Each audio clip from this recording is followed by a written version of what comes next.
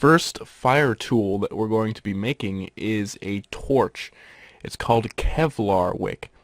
It catches on fire and it stays on fire.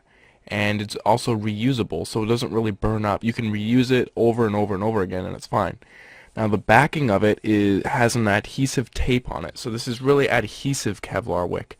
And what I'm going to be sticking it on is this metal pipe. I can handhold it and have my own torch.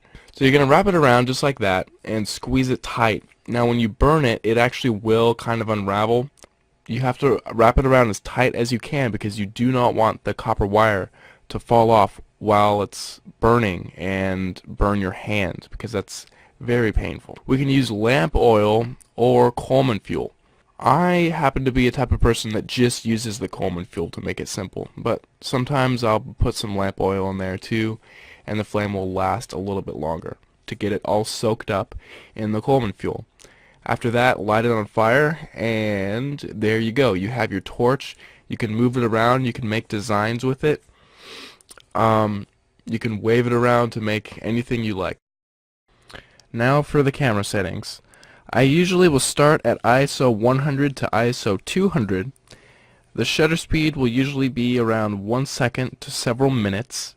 And the aperture, I usually will start off at f11 and then check the back of the LCD preview screen to see how bright the picture is. You can also get a chain with Kevlar wick attached to the end of it. This is called fire poi, and this is what professional fire dancers use when they're doing their performances. I just wanted to throw that in there. This is another thing that you can take really cool photos of, but it's kind of, this in and of itself is more of an art form, so unless you have a lot of time, I would just get in contact with a professional fire dancer if you want to get some shots of circular fire designs. Of course, it doesn't have to be circular patterns. In this photo, I simply dragged the fire poi down the road and it made the fire trail behind the car. Now I clean the pole. I just take a paper towel and wipe the ash off of it.